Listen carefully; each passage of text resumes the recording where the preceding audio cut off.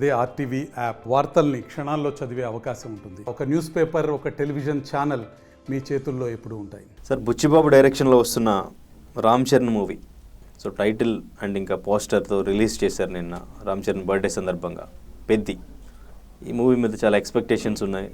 Rahman music చేస్తున్నారు, కానీ ఒక రూరల్ బ్యాక్డ్రాప్, ఇది కూడా ఒక బయోపిక్ అని కూడా వార్తలు వినిపిస్తున్నాయి.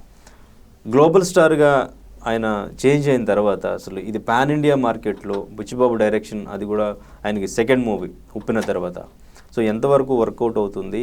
ఆ స్టోరీకి సంబంధించి మీ దగ్గర ఏమైనా ఇన్ఫర్మేషన్ ఉందా? సో నిన్న పోస్టర్ మీద కూడా అల్లు అర్జున్ పుష్పతో కంపేర్ చేస్తూ మీమ్స్ వస్తున్నాయి. సో ఏమంటారు? అంటే పుష్ప ఫస్ట్ లుక్ రిలీజ్ అయినప్పుడు అది ఆడియన్స్ ముందుకు తీసుకొచ్చినప్పుడు దాని మీద కూడా ఒక కంపారిజన్ నడిచింది.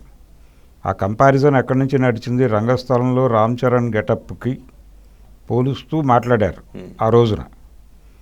అయితే రంగస్థలం ఒక గ్రామంలో జరిగే కథ, అదేమో పుష్ప అడవిలో జరిగేటువంటి కథ, రెండులోనూ రగ్గడ్ బ్యాక్డ్రాప్ ఉంది.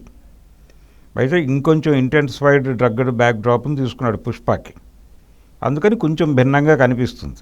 ఇక్కడ కూడా సుకుమార్ రైటింగ్స్ కూడా ఉంది కదా ఈ మేకింగ్లో, అందుకని కొంచెం ఆ షేడ్స్ కనిపించినాయి ఈ క్యారెక్టర్లో. రెండోది, ఇప్పటివరకు మనకు వచ్చినటువంటి స్పోర్ట్స్ సినిమాలన్నీ కూడా గ్రౌండ్కు సంబంధించినటువంటి గొడవలు, స్టేడియం గొడవలో లేకపోతే గ్రౌండ్ గొడవలో చూసాం మనం స్పోర్ట్స్ బ్యాక్డ్రాప్లో. వీళ్ళు 3-4 క్రీడలను ప్రదర్శించారు.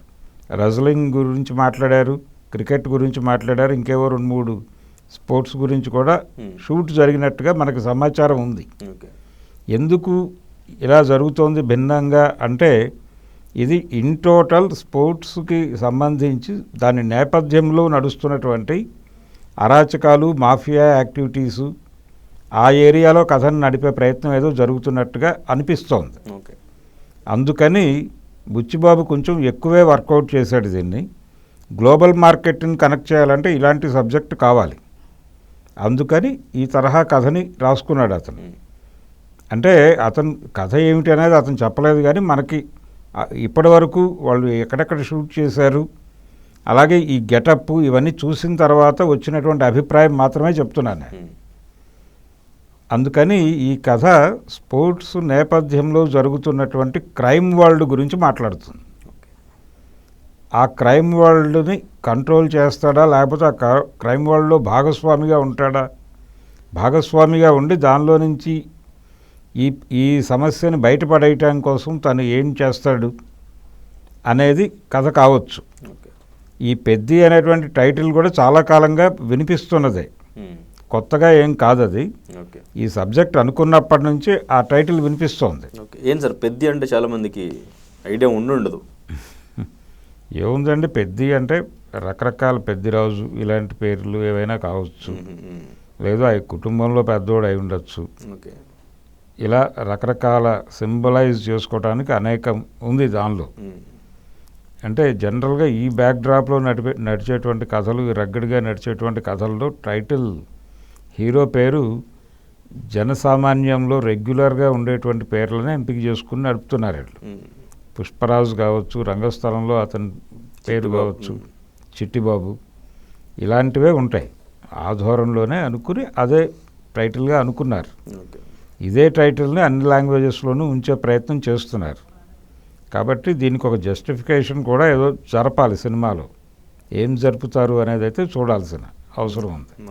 కానీ మనకి ఈ గెటప్ నుంచి వాళ్ళు స్పోర్ట్స్ నేపథ్యం అంటున్నారు, కానీ ఇది జస్ట్ ఒక క్రీడకు సంబంధించిన గొడవ అయితే కాదు. దాని నేపథ్యంలో ఇప్పుడు ఈ బెట్టింగ్ యాప్స్ కూడా లింక్ అయి ఉండొచ్చు ఆ కథతో. దైనందిక సమాజంలో నడుస్తున్నటువంటి అనేక అంశాలు ఇందులో కూడా దొరుకుతాయి. అందుకని పెద్ద క్యాన్వాస్లోనే కథ ఉంటుంది. ఆ బిగ్గర్ క్యాన్వాస్లో నడుస్తున్న కథ కాబట్టి ఆ గెటప్ అలా ఉంది. ఇది రామ్ చరణ్ అభిమానులకి, అంటే కొత్త ఏరియాలో రామ్ చరణ్ని లొకేట్ చేస్తున్నారు ఈ సినిమాలో. ఇప్పటి వరకు అంటే ఆచార్య నుంచి, ఆ తర్వాత గేమ్ చేంజర్ నుంచి ఒక చేదు అనుభవాలు ఉన్నాయి అతను.